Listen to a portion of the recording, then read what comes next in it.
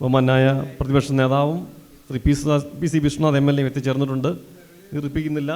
ഔപചാരികമായി ഈ ചടങ്ങ് ഉദ്ഘാടനം ചെയ്ത് സംസാരിക്കുന്നതിനായി ബഹുമാനപ്പെട്ട പ്രതിപക്ഷ നേതാവ് ശ്രീ വി ഡി സതീശൻ അവരെ ക്ഷണിച്ചു. ഏറ്റവും പ്രിയപ്പെട്ട അധ്യക്ഷൻ ശ്രീ സുഭാഷ് ചന്ദ്രൻ, പ്രിയങ്കരനായ AICCയുടെ secretary Shri P.C. Vishwanath MLA, general secretary Shri Ajith Kumar, വേദിയിലും സദസ്സിലുള്ള ബഹുമാന്യരായ വിശിഷ്ടാതിഥികളെ, പ്രിയപ്പെട്ട സുഹൃത്തുക്കളെ, ഞങ്ങൾ വൈകി വന്നതിന് ക്ഷമയോദിക്കുകയാണ്. നിയമസഭയിൽ നിന്ന് ഇറങ്ങാൻ പറ്റാത്ത സാഹചര്യമായിരുന്നു. നിങ്ങൾ ഒരുപാട് നേരമായി കാത്തിരിക്കുകയാണെന്നറിയാം. നേരത്തെ വരാമെന്നാണ് കരുതിയത് 11:30 മണിക്ക്. പക്ഷേ ഇറങ്ങാൻ വേറെ ഒരുപാട് ബിസിനസ് ഉള്ളതുകൊണ്ട് അവിടെ നിന്ന് പോരാൻ ഞങ്ങൾക്ക് രണ്ടുപേർക്ക് സാധിക്കാത്തതുകൊണ്ടാണ് വൈകി വന്നത്. അസൗകര്യത്തിന് ഞാൻ ക്ഷമയോദിക്കുക. ഇന്നിപ്പോൾ സംസ്ഥാന കൗൺസിൽ യോഗവും മുൻ നേതാക്കളെ ആദരിക്കുന്നൊരു ചടങ്ങുമാണ്. സർവീസിൽ നിന്നും വിരമിച്ച ബഹുമാന്യനായ ശ്രീ രമേശൻ തമ്പിക്ക് യാത്രയയപ്പ് നൽകുന്നൊരു ചടങ്ങ് കൂടിയാണ്. ഞങ്ങൾ നിർബന്ധമായി ഈ ചടങ്ങിൽ പങ്കെടുക്കണം എന്ന് തീരുമാനിക്കാൻ കാര്യവും അദ്ദേഹം റിട്ടയർ ചെയ്യുന്നൊരു അവസരമാണ്. വളരെ നന്നായി PSCയിലെ നമ്മുടെ സംഘടനയ്ക്ക് സുശക്തമായ നേതൃത്വം കൊടുത്ത ഒരാളാണ് അദ്ദേഹം. അദ്ദേഹം ചെയ്ത പ്രവർത്തനങ്ങളാണ്, അദ്ദേഹത്തിൻ്റെ നേതൃത്വത്തിൽ അദ്ദേഹവും സഹപ്രവർത്തകരും ചേർന്ന് നടത്തിയ പ്രവർത്തനങ്ങളാണ് നമ്മുടെ സംഘടനയെ ഒരു ശക്തമായ സംഘടനയാക്കി മാറ്റാൻ, ശക്തമായ സാന്നിധ്യമാക്കി മാറ്റാൻ കഴിഞ്ഞത് എന്ന് ഞാൻ പ്രത്യേകമായി പരാമർശിക്കാൻ ആഗ്രഹിക്കുന്നു. അദ്ദേഹത്തിനോട് കൂടിയുള്ള ആദരവ് കൂടിയായിട്ടാണ് നിയമസഭ സമ്മേളിക്കുന്ന സമയമാണെങ്കിലും ഞങ്ങളെല്ലാം ഈ പരിപാടിയിൽ പങ്കെടുക്കാൻ തീരുമാനിച്ചത്. ഞങ്ങൾ വൈകിയപ്പോൾ ഞാൻ വിഷുവിനോട് പറഞ്ഞു, ഇന്ന് എന്തായാലും പോയേ പറ്റുള്ളൂ, അദ്ദേഹത്തിന് യാത്രയയപ്പ് നൽകുന്ന ചടങ്ങ് കൂടിയാണെന്ന്. നമുക്കറിയാം, പബ്ലിക് സർവീസ് കമ്മീഷൻ നമുക്കെല്ലാം അഭിമാനകരമായ ഒരു സ്ഥാപനമാണ്. പക്ഷേ ഇന്ന് നമുക്ക് നിയമനങ്ങൾ നടത്തുന്ന കാര്യത്തിൽ സർക്കാർ കാണിക്കുന്ന അനാസ്ഥ. ഇന്നിപ്പോൾ ഞാനിവിടെ നിന്ന് പോരുന്നതിന് മുമ്പ് സ്റ്റാഫ് നഴ്സ് ഗ്രേഡ് 2 PSC ലിസ്റ്റിലുള്ള ആളുകൾ വന്നിരിക്കുക. വളരെ കുറച്ച് ആളുകളെ മാത്രമേ വെച്ചിട്ടുള്ളൂ. അപ്പോൾ ഞാൻ അവരോട് ചോദിച്ചു, വേക്കൻസികളുണ്ടോ? അപ്പോൾ അവർ പറയുന്നത് വേക്കൻസികൾ വേണമെങ്കിൽ നിലവിലുള്ള ആളുകളെ പ്രൊമോട്ട് ചെയ്യണം.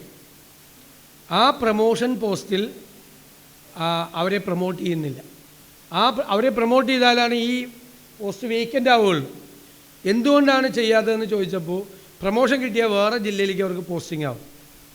പ്രൊമോഷൻ കിട്ടിയാൽ കിട്ടുന്ന അതേ ശമ്പളം അവർക്ക് കിട്ടും. അപ്പോൾ ഇതേ ജില്ല, ഇപ്പോൾ തിരുവനന്തപുരത്താണ് വർക്ക് ചെയ്യുന്നതെങ്കിൽ പ്രൊമോഷൻ കിട്ടാതെ തന്നെ പ്രൊമോഷൻ കിട്ടിയാലുള്ള സാലറി കിട്ടിയ ആളിവിടെ ഇരിക്കുകയാണ്.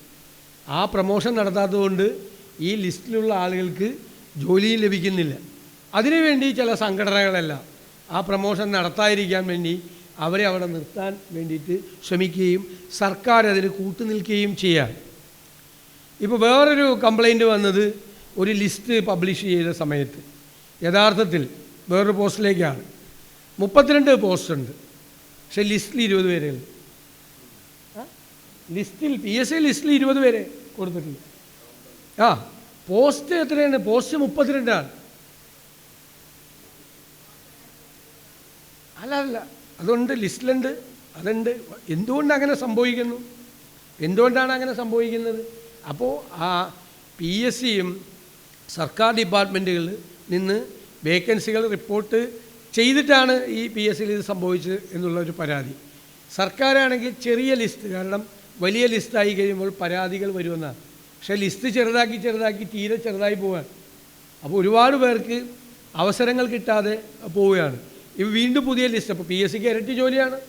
വീണ്ടും പുതിയ പരീക്ഷ നടത്തി, വീണ്ടും പുതിയ ഇൻ്റർവ്യൂ നടത്തി, വീണ്ടും പുതിയ ലിസ്റ്റ് തയ്യാറാക്കുകയാണ്. മറ്റേ ലിസ്റ്റിൽ വേക്കൻസി ഉള്ളപ്പോൾ വരേണ്ട ആളുകൾക്ക് പോലും കിട്ടാത്ത സ്ഥിതിയിലേക്ക് കാര്യങ്ങൾ പോവുകയാണ്.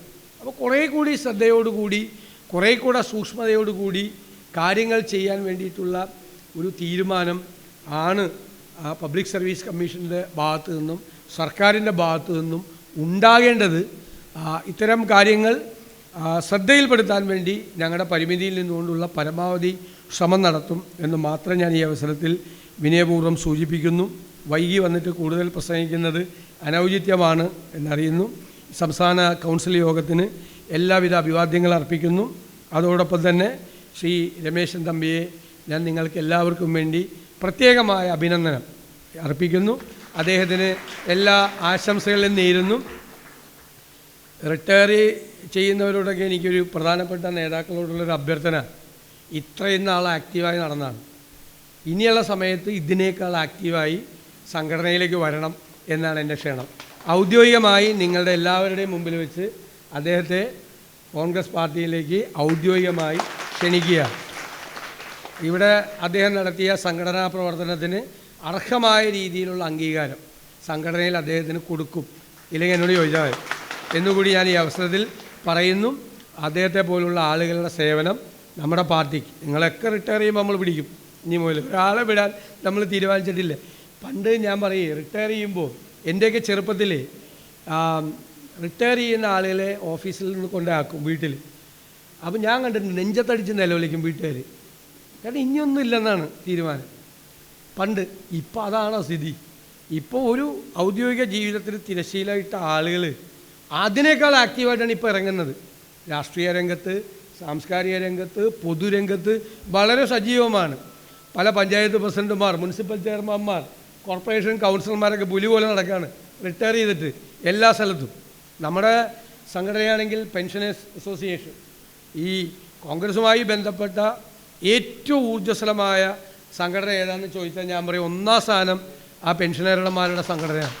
എന്ത് ഭംഗിയായിട്ടും എന്ത് ചിട്ടയായിട്ടുമാണ് എന്ത് ഭംഗിയായിട്ടും എന്ത് ചിട്ടയായിട്ടുമാണ് അവരെ കാര്യങ്ങൾ നടത്തുന്നത്. ഞാൻ സാധാരണ അവരുടെ യോഗത്തിൽ പറയുമ്പോൾ അവർ വിചാരിക്കും അവരുടെ യോഗത്തിലായതുകൊണ്ടാണ് പറയണത്. അതുകൊണ്ടല്ല, അത്ര ഭംഗിയായിട്ടാണ്. ഇപ്പോൾ പെൻഷനർമാർ കേരളത്തിലെ കോൺഗ്രസ് പ്രസ്ഥാനത്തിന് ഭയങ്കര അസറ്റായി മാറുകയും ചെയ്യുന്ന, ഞങ്ങൾ പുതിയ അസൈൻമെൻറ്റ്സൊക്കെ അവർക്ക് കൊടുക്കാൻ പോകാം. കാരണം ഈ തെരഞ്ഞെടുപ്പ് കാലത്തൊക്കെ ഞങ്ങൾ അവരെ ഏൽപ്പിച്ച എല്ലാ ഉത്തരവാദിത്തങ്ങളും അവർ വളരെ ഭംഗിയായിട്ട് അവർ ചെയ്തു തീർത്തു. പുതിയ അസൈൻമെൻറ്റ്സ് അവർക്ക് കൊടുക്കാൻ പോകാം. അപ്പോൾ വളരെ മെച്യൂർഡായിട്ടുള്ള, വളരെ എക്സ്പീരിയൻസ് ഉള്ള, ഒരുപാട് കോണ്ടാക്റ്റൊക്കെയുള്ള അവരൊക്കെ വീണ്ടും പൊതുരംഗത്തേക്ക്, രാഷ്ട്രീയ രംഗത്തേക്കും വരുമ്പോൾ നമ്മുടെ സംഘടനയ്ക്കും അത് വലിയൊരു ശക്തിയായി മാറും എന്ന് ഞാൻ ഉറച്ചു വിശ്വസിക്കുന്നു. എല്ലാ അഭിവാദ്യങ്ങളും അർപ്പിച്ചുകൊണ്ട് ഈ ചടങ്ങ് ഉദ്ഘാടനം ചെയ്തതായി അറിയും.